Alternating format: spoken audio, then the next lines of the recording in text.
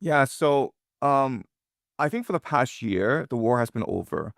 And if you just look at the front lines, if you look at how the Russians are fighting this war as opposed to how the Ukrainians are fighting this war, the Russian soldiers are demonstrating energy, openness, and cohesion. What I mean by that is that they're constantly learning from their mistakes and adapting to the circumstances. So the Russians have mastered drone warfare for reconnaissance purposes.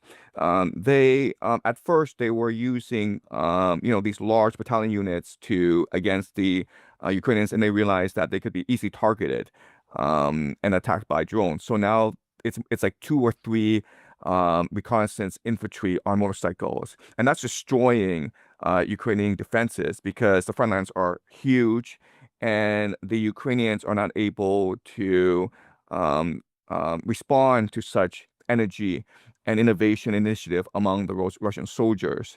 And if you talk to these Russian soldiers, if you interview these Russian soldiers on the front lines, they will tell you this is a crusade. This is a crusade to save Russian civilization. This is a crusade to save the motherland. This is a crusade to destroy the Antichrist, which they believe is the corruption of Western civilization. So they're extremely energetic, they're extremely open, they're extremely cohesive. And then you go talk to these Ukrainian soldiers, and it's the complete opposite, right? Now they're dragging these 50-year-old men off the streets of Ukraine to fight this war that's completely pointless, hopeless, and lost. The desertion rates among the Ukrainian soldiers are just sky high, right? Like you're talking like hundred thousands of soldiers who are deserting. So this war is completely lost. And the reason why the Ukrainians have not admitted defeat is that it would be political suicide for the regime in Kiev to admit defeat, right? Because if Zelensky, after promising for the past 4 years that Russia is just a house of cards, that's going to decline, that will collapse because of Russian sanctions the very next day. You've been saying this for the past 4 years. You've won the social media war. I mean, if you just like watch social media, the Ukrainians have been amazing. You can't tell your people the war is lost. You're going to get assassinated. And regardless of what happens, if you admit defeat, there'll be a revolution in Ukraine. So the Ukrainians are stuck where they are. They have to see this thing to the bitter end. Now, the Europeans are sponsoring the Ukrainians with the expectation that the Ukrainians will win this war. And look, this isn't really well said in the media, but NATO has been in this war ever since the beginning. Yes, it is Ukrainian manpower, it is Ukrainian soldiers on front lines, but it is NATO weaponry, NATO targeting, NATO surveillance, NATO special forces, NATO command and control, NATO financing. It's been everything from NATO. So NATO is sort of stuck as well in this war. It's sunk cost fallacy. It's like you go to a gambling house and you've lost $1 million.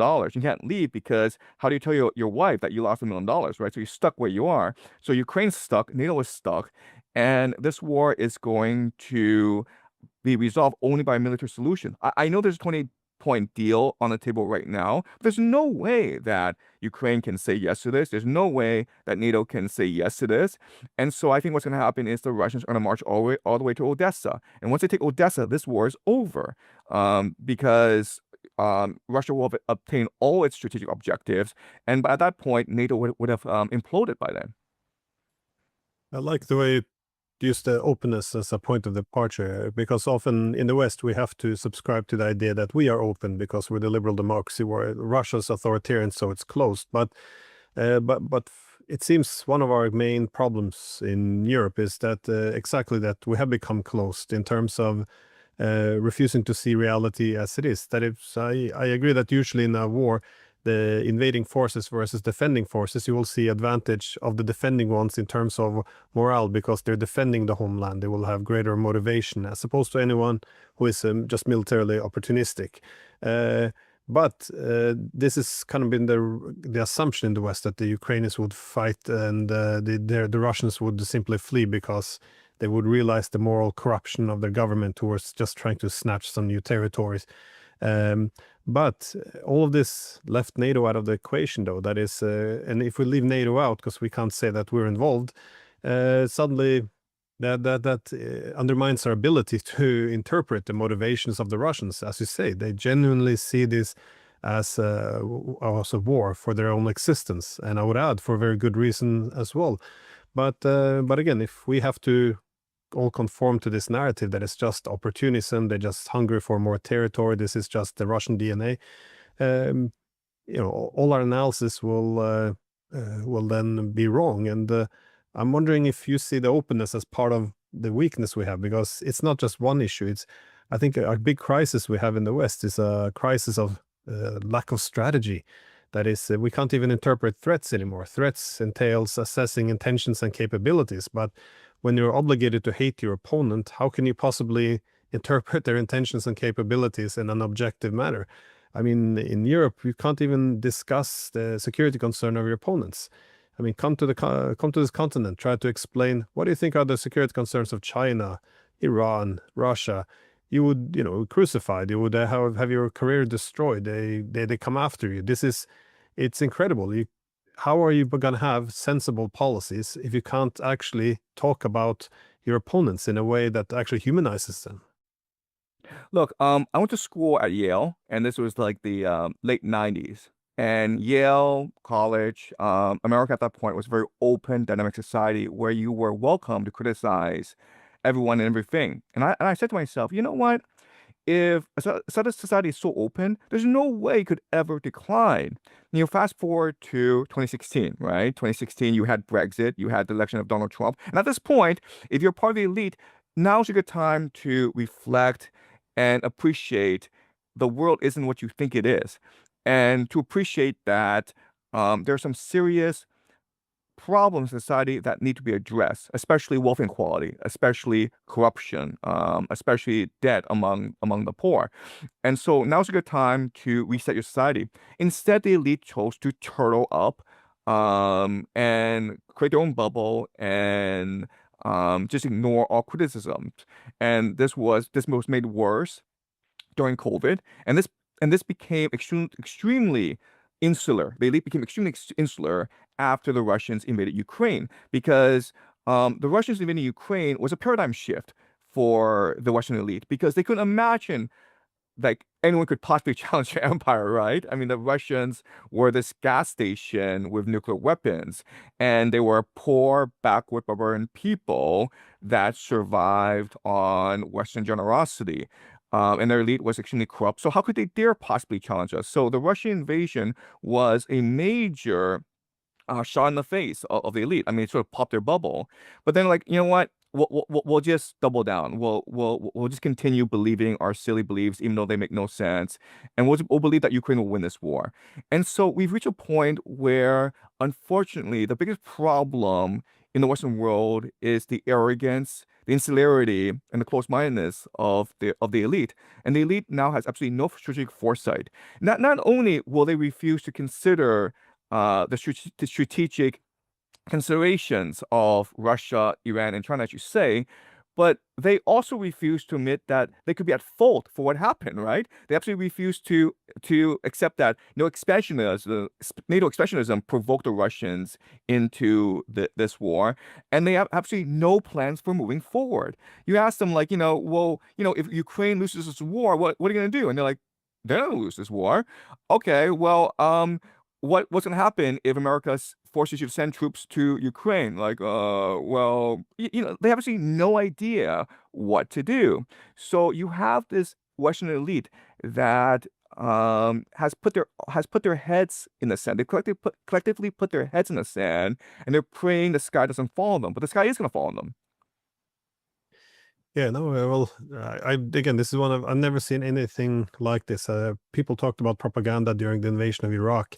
I remember that well, and it pales in comparison. I mean, this media coverage of Russians sending meat waves, and all of this is easy to disprove. But that's my point. If you had an open society where you could disprove, it would be one thing. But even if you look through the whole history of the conflict, that is from the coup, it's very easy to prove, to come up with the evidence that it was a coup, that there was a toppling, that, and again, within the first 24 hours of the coup, the US and others began to seize control over the intelligence agencies, government, economy of Ukraine, to use it as a tool against the Russians. But even when you have the facts, which can't be disputed, I noticed we've gone to a different level now. Now they say, well, you're supporting the Russian narratives. So it's no longer if it's true or not. It's just that story seems to give legitimacy to the Russians, and it delegitimizes us. So by merely presenting, irrespective of it's being correct, it's just the narratives. This is the problem. You should be in the trenches with us, and then you avoid, just say ABC. This is all you have to do. Even the sanctions. This is something that also perplexed me, because since 2014, that was my main research focus. That is Russia diversifying its economy, looking towards the east, making itself more bulletproof to sanctions. So I made a point immediately as these sanctions came. They can never succeed. Russia's prepared for this. It's like, oh, but this is, you're undermining trust, in the sanctions. It's all a socially constructed phenomenon. If we believe the sanctions work, people will support them, and then eventually Russia will be exhausted. So reality is, it's not part of the discussion anymore. It's just a battle of narratives, it seems. Look, I mean, the reality is that Western elite has absolutely no plan moving forward. They have absolutely no imagination. They are not able to reflect and innovate. Okay, so they imposed sanctions on Russia in 2020 because they imposed sanctions on Russia in 2014. And Trump comes in office, and at this point, everyone knows sanctions are not going to work. In fact, the Russian economy is doing quite well. So Russia has so many workarounds against these Western sanctions, and Trump basically said to Putin, if you don't cooperate with me, I'm going to impose sanctions on you. So we've reached a point where the entire Western world lives in their own bubble, far removed from reality. Another issue that is going to tear Western Europe apart is immigration. This war in Ukraine is not going well, but look, this immigration issue, it's going to tear Western society apart. You look at what's happening in France, in the UK. I mean, you have these race riots going on, and you have to ask yourself how much longer society can stay together now that you have so much immigration, you have so much conflict within these nation states. So unfortunately, I think like looking forward, I think that what's going to happen is that the Western world, especially NATO, is going to commit more in Ukraine, and this is going to cause civil wars within the societies, and they're unable to see what is bleeding obvious to everyone else.